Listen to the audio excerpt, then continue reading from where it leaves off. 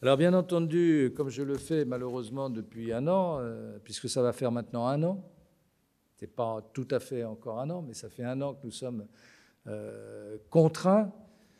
Ça le fait à peu près parce que début mars, on a commencé à nous mettre dans l'ambiance en nous disant que les écoles seraient bientôt fermées, hein, par exemple. Donc ce 4 mars, j'ai à faire un peu le point sur l'épidémie d'une part et sur tout ce qui va autour. Alors en ce qui concerne notre commune, qui est touchée comme les autres communes, un peu moins, un peu plus, bref, nous subissons l'épreuve.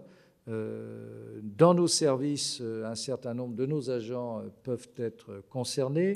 La plupart du temps, heureusement, plutôt comme cas contact que comme atteints eux-mêmes. Et lorsqu'il arrive parfois qu'ils le soient, de manière peu importante, en tout cas gérable. Et donc, je forme bien sûr des vœux de rétablissement pour les quelques-uns que nous avons, mais qui reste très très bas par rapport au nombre d'agents que nous avons. Je veux dire, ça démontre quand même que les protocoles sanitaires mis dans nos services sont parfaitement respectés, ce qui est très méritoire parce qu'au travail, au quotidien et dans des services de promiscuité, c'est quand même très très compliqué. Je les remercie vraiment très chaleureusement pour celles et ceux qui font de leur mieux, et pour dire que ce n'est quand même pas très facile dans certains milieux de la petite enfance, de l'instruction publique notamment, du service jeunesse.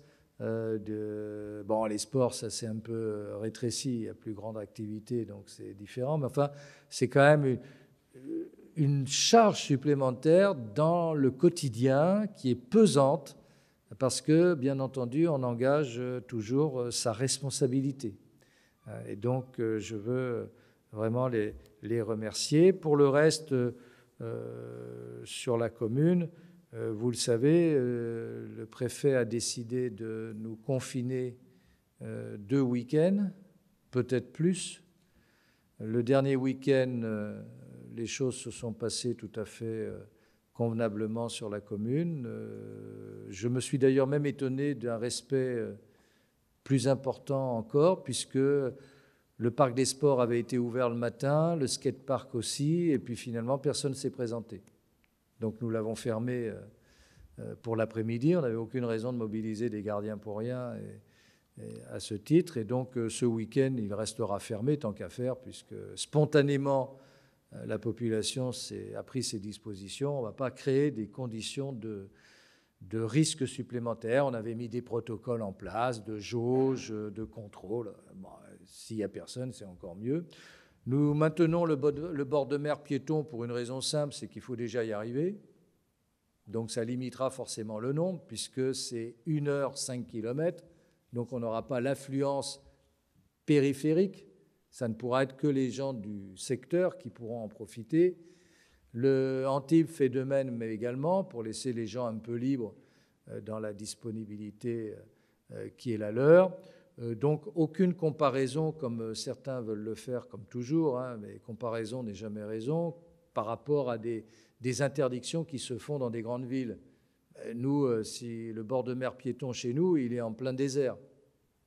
Il n'y a rien, à part devoir passer un train de temps en temps.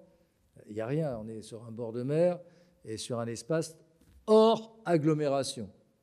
Donc on ne risque pas d'être agglutiné, d'être aggloméré. Et donc les gens qui voudront aller se promener, faire un tour en vélo, eh bien, tant mieux qu'ils puissent le faire. Il y a juste que les conditions climatiques qui détermineront aussi si ça a un intérêt. Nous l'avons maintenu parce que nous avons pris cette habitude de le faire le premier dimanche du mois et il n'y a pas de raison de suspendre les habitudes.